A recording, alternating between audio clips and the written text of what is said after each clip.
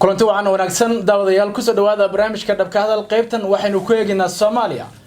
dalka Soomaaliya wali waxa ka taagan xiisada iyo khilaafka u dhaxeeya madaxweynaha muddaxileedkiisu dhamaaday Maxamed Cabdullaahi Farmaajo iyo ra'iisul wasaaraha xilgaarsiinta Maxamed Xuseen Roble. waxaan ogeyn in isbuuc ka hor inta aysan sida rasmiga ah u soo bixin khilaafka ra'iisul wasaaraha iyo madaxweynaha in ra'iisul wasaaruhu uu isugu yeeray madaxda maamul goboleedyada shirka wada tashiga qaranka kaas oo laga hadlayo arrimaha doorashooyinka in lagu dardargeliyo iyo waliba in lagu saxo wixii khaladaada. haddaba xilligaasi waxaa diiday oo warqad soo saaray shirkaasi inuu ka qayb galo madaxweynaha maamul goboleedka Koonfur Galbeed Cabdicaziis lafta garan isaga oo markaasi la sheegay in uu tabanayo ama cabasho uu ka qabay ama uusan u arkayn in sax loo maray ama qaab sax loo maray eriyadii iyo cayrintii ra'iisul wasaaruhu uu ku sameeyay guddiga xalinta khilaafaadka doorashooyinka. haddase arintu waa isbedeshay baa la leeyahay maxaa soo kordhay shirkiisa goorma ayaa la filayaa inuu furmo halkayse ku dambeysay xiisadii iyo khilaafkii u dhaxeeyay madaxweynaha iyo ra'iisul wasaaraha jaamac ayaa dhinaca bidix fadhiya isaga bal aan wax ka weydiin arrinta jaamac soo dhaw lafta garan intaynan aadin xay ku dambeeyay xiisadii madaxweynaha iyo ra'iisul wasaaraha. bismillaahir rahmaanir rahiim wa salaamaya guud ahaan ummadda Soomaaliyeed meel kasta ay joogaan waxaan leeyahay malaa'ig hadin salaanto inta kadib maxaa tiri مسعر ورق بكرتاين رسالة iyo madaxweynaha xiisada khilaafkoodii maya taasu dhinac bay u dhacday wax hadda lagaga mashquulo xagee u dhacday dhinac bay u dhacday ummaduna waa ogtahay dhinaca ay u dhacday marka hadda waa soo gabagabowday waa soo afjarantay sayid waa la kala adkaaday muhiimada yaa adkaaday marka roob la adkaaday ma cida adkaatay iyo cida laga adkaaday labadaba waa muuqataa marka ku sii digan mayno aan ku digano yaa wax kala ama ogtahay marka muhiimadu waxa weey waa la kala adkaaday hawshuna sidii loogu talagalay yay u socotaa marka mar hadii inta la kala adkaaday hawshuna si fiican ay u socoto oo dariiqii saxda ahaa maaragtay ay hawshu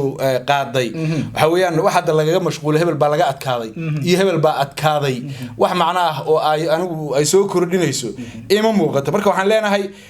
dalka iyo dadku waa inay hore u socdaan weey in la isku mashquulo oo sidii xoon laxdii la gooyay la iska daba wareegaysto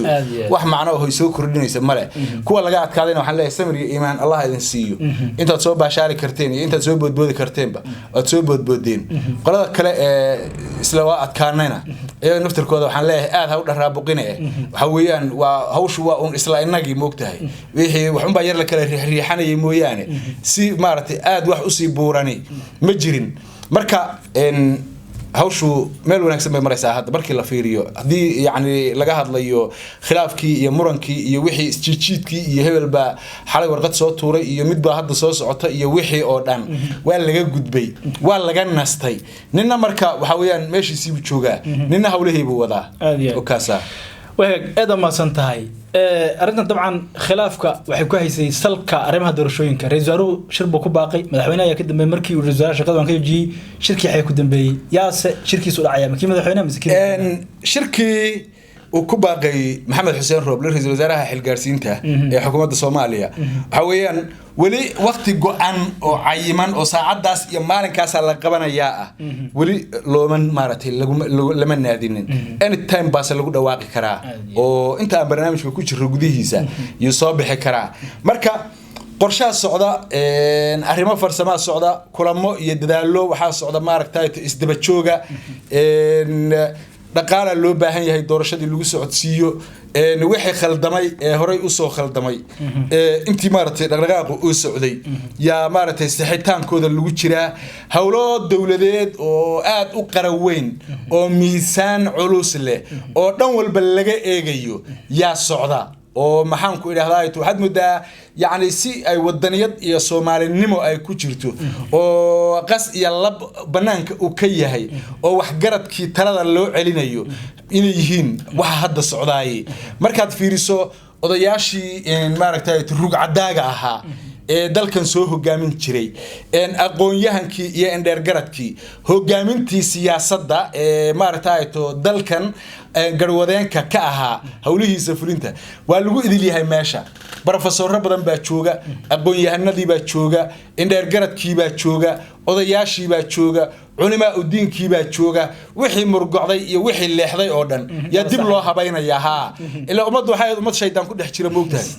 marka shaydaankii waa la naaray mar haddii shaydaankii la naaray oo meesha uu ka baxay dee waa maaragtay to si xasilooniya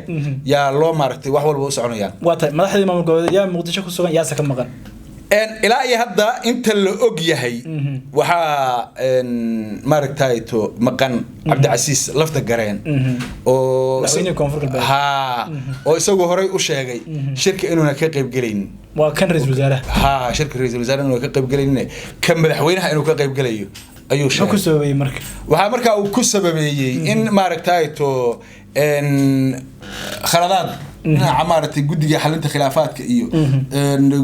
gudoomiyihii guddiga doorashada oo isna is-eriyey iyo waxyaalo maaragtay noocaasa yuu ku sababeeyey oo wuxuu yidhi falkanagii yaa dibna loogu celinayaa oo dadkii aanu soo dirsanay yaa maaragtay yaana lagu celinayaa marka taasuu yuu ku sababeeyey laakiin hadda sida xogta aan ku helayno waxa weeyaan labadii maalmood iyo labadii habeen ugu dambeysay lagama seexanin isagana laga seexanin dee waa qayliyahay waa awal horeba moogtahay isagu codkiisa iyo aragtidiisa midnaba kuma aanu hadlaynin waa laga dhexadlahay samaacad baa ka dhexadlaysay boortbogaajo ahaa codka baahinayo un keliya marka codkii uu baahiyay aniga ma ahayn waa laga dhaxalay buu marka mar hadii laga dhaxalayna hadda ana hadlahayo taagan yahay waxa lagu gubay bahalkii Soomaaliya lafta muxuu ahaa robow baa lagu daaray marka robow mar hadii lagu daaray oo waxa weeye soo rujuucay oo la yahay in la maalmood u dhameysay cabashadiisa lagama seexan shirka marka waa imaanaya asagoo waliba ordahayo imaanaya ra'iisul wasaaraha maxaa lacagaha waxa la leeyahay lacagaha gaalada ay bixin doonto waxba lagama siinayo أنا أستبرها يجير ما أسمع ما كان بدل موقفيس تما markii wixii oo yar dhinac u batay oo la ka yar maaragtay hawsho dhinac u jahaysatay markuu arkay isba waa fakray la taliyaal hadii qofku uu sarxita aqli ku filan lahayn la taliyaal buu leeyahay Soomaali oo marka la taliyaashaas talooyinka ay soo jeediyaan umbu iyo kulli qaatay baan isleeyahay marka muhiimadu waxa ay tahay inuu ka qayb galayo shirka sidoo xogaha ay nagu soo gaarayaan oo isagu dalbaday oo uu hadda maaragtay soo rujucay wixii sana uu qaadanayo uu san wax culaysa hukuumadda iyo dawladda uu san ku hayn doonin hadii ilaahay ma hadii gorma la filaya markii inuu muqdisho tago wallahi xilli go'aan markii shirka lagu dhawaaqo ee leeyahay xilligaas uu tagaya meesha hadda waxa ka socdo keligii horta ma ahayn qorqor ba ku weheliyay qorqor soo meel ilaa taagan buu arkaysna in liaxaho kale leeyahay good laawe yaa jiro isagu wuxuu diidan yahay wuxuu doonayaa lama garan karo wanaka aamusan moogtahay marka qorqor iyo lafta gareen dhinac bay u wada jeedeen laakiin qorqor wax ka soo baxo muuna hadlin laakiin wuxuu arkay isagoo meel buu cambuula ku kariya hadana meel kale mid kale ku kariya hadana meel kale soo doonto iyo nag loo tagi waayay oo kaligii un baa is arkay markii dambe waxa uu tagay ma aqaan Shariif iyo mid kale ya Allah ugu tabarsal cid ku imaanaysa ma lehe niyahu waxaan adleedahay meeshana wax idinku kariyada ya maarta dad haysato abaar badan baa jirtay maxaan ku yiraahdaa abaaraha kaga baxay aar iska kaysaalay waxaaga cambuulada ilaasho marka dad badan oo awal hore حنية لها يا هذا وحوسه بحيجي يوم مرعلا تاجن ومرعلا مارد عندها تاجه هي بيس أركان نكى لفت مركي قرقر كي لعبوا أردن رئيس الوزراء وعملوا كل وحول بالسمية وحال اليوم بيش هذا شو مركي شركة لا يعجبها يا إمام دون تابع لي مركا عند هذا كل مسائية عند هذا عركتي هذا وحيس قبتها هنا متشرت ورلا قباهي وحد مودع حوا ولا سكير أتكينا يا ولا سودا حانوتشنا يا يلا واحد بدل نسيتشرنا نبقى يلا يسحانوتشنا يا oo maxaan ku yiraahdaa to delibax nin ganay iyo nin galadayba og roob le kuwii ganay iyo kuwii galaday waa kala og yahay shacabka reer Muqdishona way og yihiin meeshan rooble waxa uu ku duulay baalasha uu ku leeyahay ma aha xiniisa gu leeyahay waa shacabka reer Muqdisho weeyaan iyo midowga musharaxiinta shacabka reer Muqdisho yaa heegana iyo ummadii Soomaaliyeed oo dhan ha u malaynin in maxaan ku yiraahdaa wiiftooyinkii ay bilaash ku joogsadeen marka run baa la isla tagay si dhab ah yaa laysla yaa maartay yaa laysu arkay markii de fagaarayahay laysugu yimidna de ninkii nin ahaana hawshiisu wataa kii kalena wuu isgaabiyay su'aasha ugu dambaysa jaamac arinta ka weydiinayo qorqor madaxweynaha galmudug inta badan waxaa la arkaa marka khilaaf isaga iyo madaxweynaha iyo wasaaraha uu soo dhaxgalo ama uu ka dhax aloosmo inta badan isaga oo dadaalo nabadeed iyo waxa weeye dhexdhexaadin wada la arkaa xilligii Fahad area kale September haddana sidoo kale waxa la dhexdhexaadintii dadaalada ay wada markii uu Muqdisho ka soo degayay waxa la arkay Fahad ka hor khilaafkii adkaa ee hore July 2020 ama 20 waxa la xasuustaa in uu galmudug isugu geeyay madaxda maamul goboleedyada haddana kuwii federaalka maamul goboleedyada xilli waliba adag oo aad Jubbaland iyo Puntland dowladda khilaaf uga dhaxeeyay maalinta hadda uu imanayay Muqdisho koox dhanka madaxweynaha ka socota iyo koox dhanka wasaaraha ka socota soo wada dhaweynaysa waa loo kala orotamayay dadka qaar waxay ku naanaysaan xaliye badbaadiye nabadoon nin nabadda jecel nin oday ah ma ku muuqata qorqor inuu yahay nabadoon ka odayay khilaafyada iyo waxa weeye arrimaha ha nabadda uu dadka uu nabadoonaynayo ee uu khilaafka ku kaca ka daminayo de nabadoon buu yahay anaguna waa aqoonsanaya maxaa dhihi jira aad iyo aad laakiin nabadoonnimadu mid iskii ka timid ma aha waa mid uu meesha ku joogo marka mu ku nabadoon ku qasban yahay ha waa ku qasban yahay ba aha nabadoonnimo isaga ka imaanaysa ama uu isagu doortay ama uu masaalix ummad Soomaali hadduu masaalix ummad Soomaaliyeed ka shaqeynayo galmudug masaalixdeeda ka shaqeeyo in galmudug waxa weeye waa galmudug maanta dhuusa mareeb iyo guriceel baan isu gudbi karin oo shabaab dhex fadhiya ersuna qorto maanta al-shabaab baba dhex fadhidaba oo kala dhex degtay maanta waxa weeye galmudug waa maamul dawladeedka ugu liita ama ugu cayaanka daran weey deegaamada Soomaalida